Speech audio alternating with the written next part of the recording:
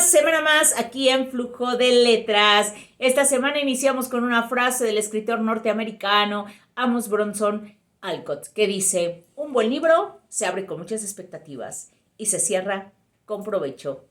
Es como un banquete. Por supuesto, un libro es un gran banquete que te invita a aprender, a enriquecerte, a infinidad de posibilidades. Así es que nunca te pierdas esa gran oportunidad y de compartirlo sobre todo. Bien, vayamos a nuestro parador literario y bueno, iniciándose diciembre, este mes de fiesta, de encuentro, de paz, de amor y salud para todos ustedes, y que no solo sirva con toda la mercadotecnia que siempre nos manejan, sino que nos sirva para enriquecernos, para recuperarnos, ¿sí? Y recuperar también energía y fuerza, tesón, para continuar un nuevo año con proyectos que podamos llevar poco a poco a cabo. Y también ese encuentro con nosotros, ese encuentro con, y encuentros, válgame, reencuentros y encuentros con familiares, con amigos, con el novio, con la novia, con la piel o como tú le llames, pero que sean siempre enriquecedores, que sean de aprendizaje. Así es que mis mejores deseos y vayamos con nuestro aparador literario. José Revueltas. Lo he mencionado en otros espacios de Flujo de Letras, sin embargo le quiero dedicar su propio flujo y su aparador específico a José Revueltas. José Revueltas es un extraordinario escritor mexicano que él nace de una familia de talentosos. Debo mencionar su árbol donde esas grandes ramas también se acompañó de su hermano Silvestre Revueltas, este gran músico dedicado al nacionalismo. Después tenemos a Fermín, un gran pintor dedicado a esta tendencia estridentista, y tenemos también a Rosaura, una de sus hermanas, escritora y actriz y bailarina, y obviamente José Revueltas, un gran escritor que recibe el Premio Nacional de Literatura. Y él empieza desde muy chico con una ideología, concepción política muy, pero muy particular. A la muerte de su padre empiezan a enfrentar muchísimas situaciones familiares, económicas y demás. Que se habla de unas cartas en cuestión de Silvestre Revueltas, que él ya no pudo convivir con su padre tanto tiempo, sino lo tuvieron que mandar a México para que estudiara, para que se preparara. Por otro lado, también José Revueltas, que ya no pudo estudiar, pero él ya tiene totalmente esa luz, esa búsqueda, y ser totalmente autodidacta y empezar a escribir y dedicarse su ideología con una postura de vida, no solamente de soy esto, soy de izquierda, soy de derecha, no, sino una postura, una ideología de defender y de ver y describir la naturaleza y la condición humana. Así es que, pues bueno, tenemos grandes obras. Debo mencionarte una de las primeras, que son Los Muros de Agua, que no tiene tanta difusión, El luto humano y por supuesto El apato. Hay otros tantos textos de José Revueltas, como Los errores, el Materiales del sueño, Una democracia bárbara, el ensayo sobre un proletariado sin cabeza y demás. Son obras que van formando y van consolidando su postura política. Y también debo de decirte que él escribía poesía, pero en sus escritos poéticos no es una persona que dijera, ay, la poesía es maravillosa, sí, pero él decía, es un arte mayor, es un arte muy elevado.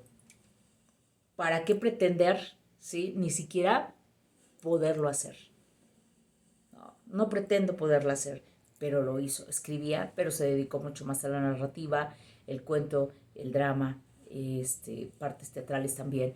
Así es que, bueno, a eso me refiero con la cuestión del drama. Él nace en Durango un 20 de noviembre de 1914 y va a morir en la Ciudad de México en 1976, un 14 de abril. Él, desde muy chico, se lo llevan a la correccional de menores, sale y ya es acusado de sedición, infinidad. Sin embargo, sale, también es llevado a las Islas Marías, y obviamente cuando está mucho más activo es en el movimiento estudiantil del 68. Se dijo, se pensó por las autoridades de la época que él tenía que ver y había sido la cabeza y dirigente del movimiento estudiantil. A él realmente le valió, sin embargo lo apresaron, fue condenado a 16 años, los cuales solamente estuvo 2. Y después de eso empieza a dedicarse a conferencias, empieza a dedicarse a, a dar pláticas, charlas, ciertas clases y demás. Se le persiguió por mucho tiempo, estuvo en Lecumberri, ya lo mencioné, y por lo tanto de ahí nace el apando. Y también está la película. Así es que hay que ir a verla, pero también antes, sin dejar de pasar por el texto literario y después llegar a nuestra mm, lectura fílmica. ¿De acuerdo? También tenemos a Dios en la Tierra como parte de su obra y siempre va a ser controversial.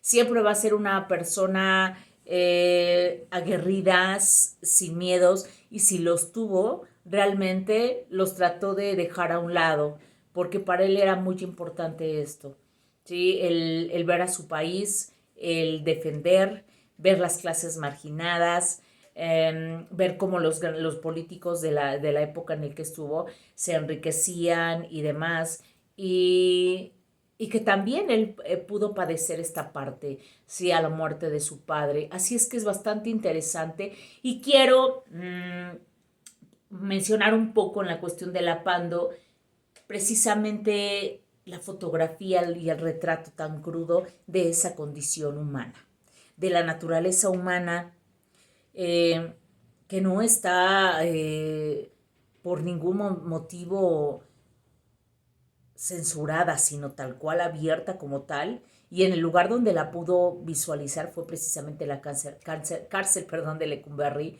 donde estuvo, donde el movimiento del 68 se le truncó hasta cierto punto su forma de pensar. Y pues bueno, yo creo que este tipo de pensadores, de escritores, tenemos que detenernos y ver realmente cómo visualizan, cómo ven esa parte de la naturaleza humana, la condición humana, que está tan dispuesta hasta cierto punto, y qué hacer, qué no hacer, y, y que hasta también pierde esos valores, pierde su propia esencia. La verdad es bastante fuerte, muy controversial. Hay que ir a los textos, muy crítico, muy agudo y difícil. Y perdón estos silencios de pronto al pensar un poco en Silvestre Revueltas, en José Revueltas, porque yo creo que muy independiente de La Noche de Tlatelolco de Elena Poniatowska, él como Luis de Alba, ellos llegan precisamente a esa parte dolorosa de la historia de nuestro país. La capturan. La capturan y así como Luis de Alba en los días y los años en el movimiento estudiantil, Silvestre Revueltas, que diga José Revueltas, perdón, pero de pronto Silvestre Revueltas la música y José Revueltas, pero aquí estamos con José Revueltas, el escritor, el hermano polémico. Él realmente lo que hace es cómo puede perder su naturaleza el ser humano al estar allí en la cárcel. ¿Cómo puede presentarse de una manera tan desnuda? Y que en la cárcel de Lecumberri caían de todo tipo, jóvenes, con lo peor, con los peores criminales. No había, válgame, el decir vamos a tener a los jóvenes de este lado, a los intelectuales o a los presos políticos. No, por supuesto que no. Así es que a José Revueltas le toca experimentar en esa cárcel dura y difícil, y hay que echarle un vistazo a su literatura. Vayamos con nuestra colación literaria.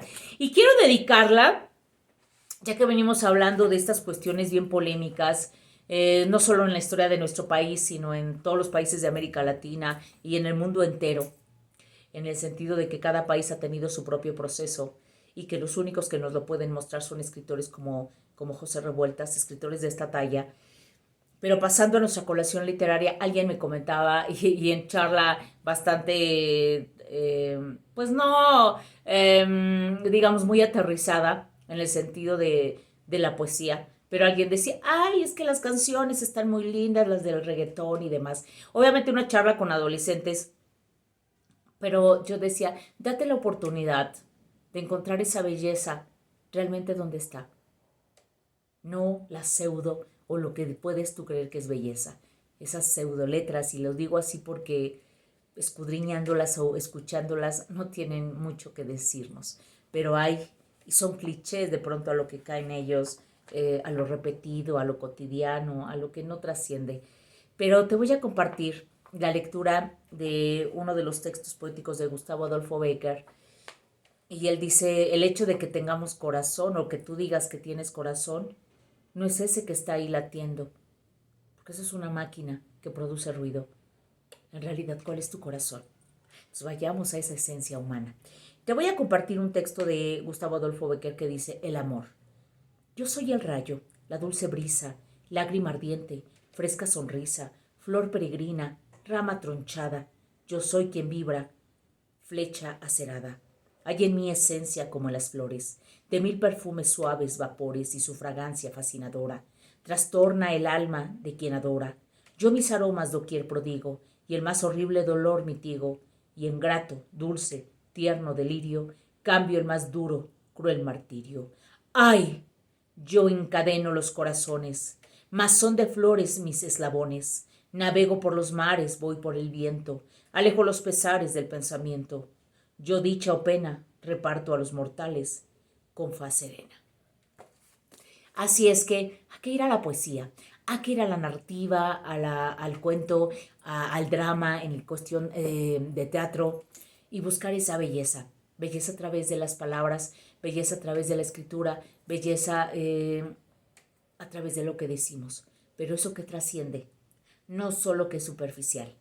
Dense la oportunidad, y también todos, ya como lectores o no lectores de ya un largo a lo mejor recorrido, démonos la oportunidad precisamente de reencontrarnos con esta belleza, porque a veces la mercadotecnia, la música nos llegan a embotar hasta cierto punto.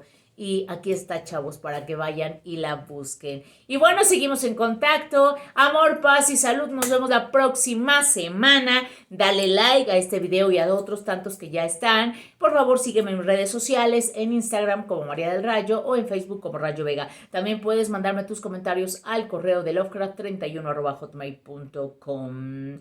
Nos vemos. Hasta la vista.